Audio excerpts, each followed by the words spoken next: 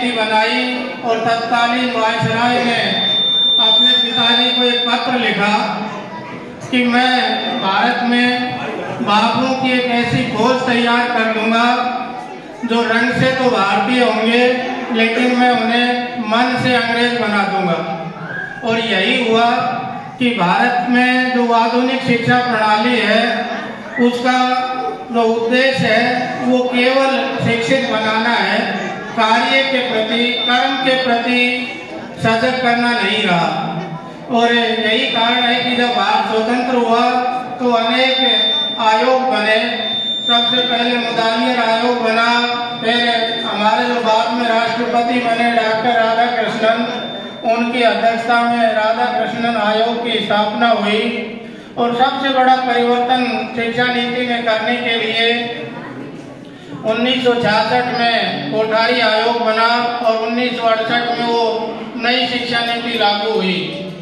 और उसका मूल उद्देश्य यही था, आप अपने परिवार में, अपने माता पिता से, अपने दादा से ये देखना कि पुराने समय में स्कूलों में व्यावसायिक शिक्षा चलती थी और बहुत सी चीजें यहाँ बनाना सिखाया जाता था, लेकिन उसमें भी समय समय के ऊपर अनेक परिवर्तन होते रहे। और फिर 1986 में एक नई शिक्षा नीति आई जिसका क्रियान्वयन 1988 से हुआ। बाद में जब 2014 में माननीय प्रधानमंत्री नरेंद्र मोदी बने तो उन्होंने इस आवश्यकता को अनुभव किया कि एक नई शिक्षा नीति की आवश्यकता है। और उस नई शिक्षा नीति के निर्माण के लिए उन्होंने एक आयोग बनाया के कस्तूरी रंगन, जो हमारे अंतरिक्ष के बहुत बड़े वैज्ञानिक थे, लेकिन बाद में उनका भी देहांत हो गया और अन्य दूसरे अध्यक्ष आए। और इस शिक्षा नीति का क्रियान्वयन 2020 से होना था, लेकिन आप सबको पता है कि बीच में कोरोना आ गया और नई शिक्षा नीति का पूर्ण रूप से क्रियान्वयन नहीं हो पाया। ये विभिन्न चरणों में लागू की जा रही है। जैसा कि मंच से थोड़ी देर पहले बताया गया था कि FLN एक नया कॉन्सेप्ट आया इसके माध्यम से कि हम बच्चों में बुनियादी साक्षरता को विकसित कर सकें। इस प्रकार की ट्रेनिंगें भी बराबर होती रहती हैं और निपुण मेला भी उसी नई शिक्षा नीति का एक अंग है।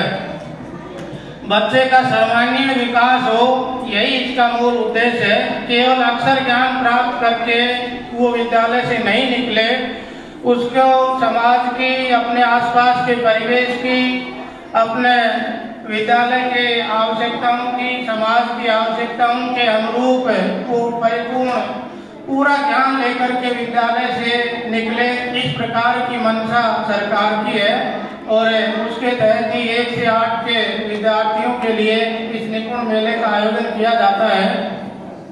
आपके इस विद्यालय में भी इसका आयोजन हो रहा है और निश्चित रूप से आपके संस्था प्रधान वो फलोदी जिले के वरिष्ठ प्रधानाचार्य हैं और अपने कार्य के प्रति उनकी सजगता, उनका व्यवहार और उनका जो श्रेष्ठ प्रदर्शन है वो सभी जानते हैं। और आपका सौभाग्य है कि उनका सानिध्य आपको मिल रहा है।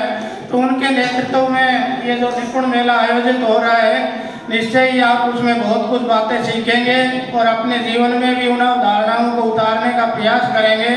मैं अपनी ओर से हार्दिक शुभकामनाएं देता हूं, धन्यवाद ज्ञापित करता हूं। जय हिंद, जय भारत।